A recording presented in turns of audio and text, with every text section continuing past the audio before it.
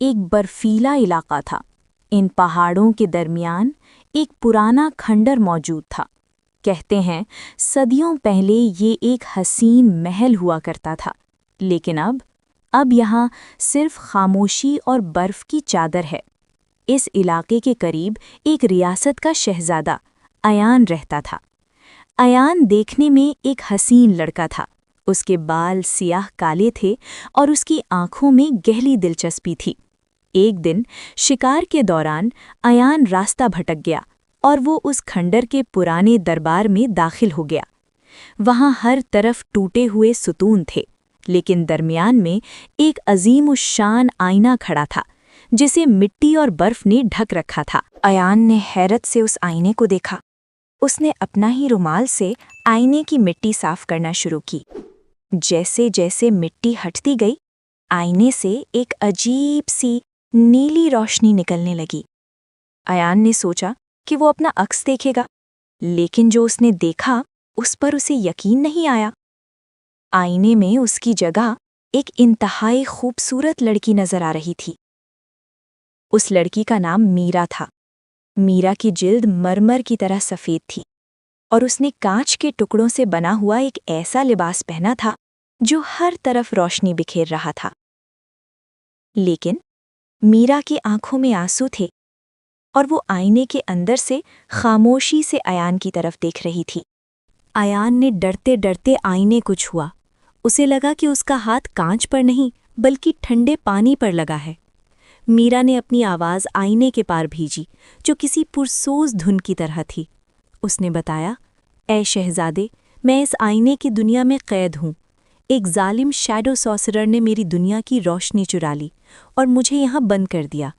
میں صدیوں سے کسی ایسے انسان کا انتظار کر رہی ہوں جس کا دل صاف ہو۔ ایان میرا کی خوبصورتی اور اس کی داستان سن کر اس کی مدد کرنے کا فیصلہ کر لیتا ہے، لیکن میرا نے اسے خبردار کیا کہ آئینے کے اندر داخل ہونا آسان نہیں۔ میرا نے بتایا کہ آئینے کا دروازہ کھلنے کے لیے ایک قیمت چاہیے ہوتی ہے۔ تمہیں اپنی سب سے پیاری چیز یہاں چھوڑ کر آنا ہوگا، میرا نے کہا۔ ایان کے پاس اس کی آواز تھی جو پوری ریاست میں سب سے حسین مانی جاتی تھی۔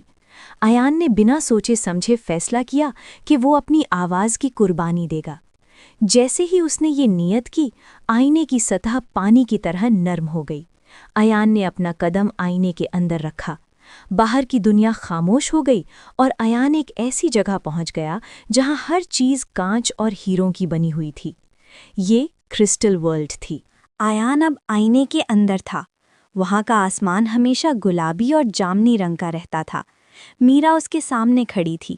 وہ حقیقت میں آئینے سے بھی زیادہ خوبصورت تھی۔ ایان نے بولنے کی کوشش کی، لیکن اس کی آواز جا چکی تھی۔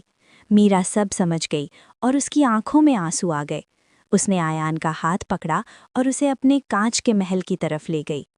لیکن راستے میں ہر طرف کالے سائے منڈلا رہے تھے۔ یہ اس سارسرر کے پہرے دار تھے جو نہیں چاہتے تھے کہ کوئی میرا کو آزاد کرے۔ جب وہ محل کے مرکزی کمرے میں پہنچے تو اچانک پورا محل لرزنے لگا۔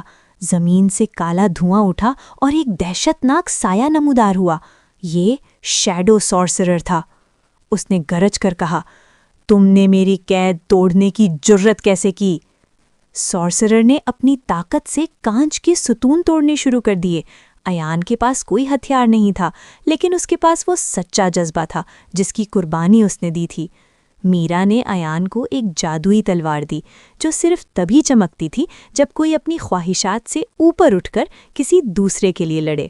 ایان نے تلوار پکڑی۔ اس کے جسم سے وہی نیلی روشنی نکلنے لگی جو اس نے پہلی بار آئینے میں دیکھی تھی۔ سارسرر نے اندھیرے کی ایک دہشتناک لہر بھیجی، لیکن ایان نے اپنی تلوار سے اس اندھیرے کو چیر دیا۔ ہر بار جب ایان وار کرتا، محل میں لگے آئینے چمکنے لگتے۔ میرا نے محل کے مرکزی کرسٹل بال کو پکڑا اور اپنی پوری طاقت سے روشنی برسانا شروع کی۔ روشنی اور اندھیرے کا ایک عظیم مقابلہ ہوا۔ ایان نے آخری وار سارسرر کے دل پر کیا جو ایک کالے پتھر کا بنا ہوا تھا۔ سارسرر ایک دردناک چیخ کے ساتھ راکھ میں بدل گیا۔ سارسرر کے ختم ہوتے ہی کرسٹل ورلڈ ٹوٹنے لگی۔ میرا نے چیخ کر کہا، ایان، یہ دنیا تباہ ہو رہی ہے، हमें फ़ौरन बाहर निकलना होगा, लेकिन इस बार आईने से निकलने का रास्ता सिर्फ एक ही है, आईने को बाहर से तोड़ना होगा।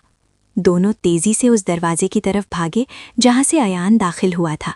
जैसे ही वो दरवाजे के करीब पहुँचे, अयान ने मीरा को धक्का देकर बाहर की दुनिया में भेज दिया और खुद अंदर रह गया।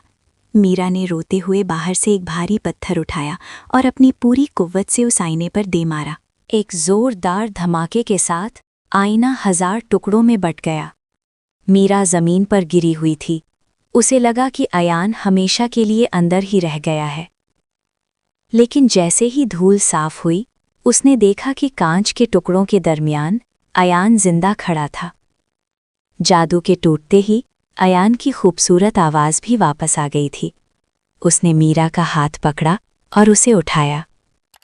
वो खंदर, जो कभी बर्फ से ढका था, अब रंग बिरंगे फूलों से भर चुका था। अयान मीरा को अपने महल ले गया, जहां उनकी शादी हुई। वो आईना अब टूट चुका था, लेकिन उनकी मोहब्बत का अक्स हमेशा के लिए अमर हो गया।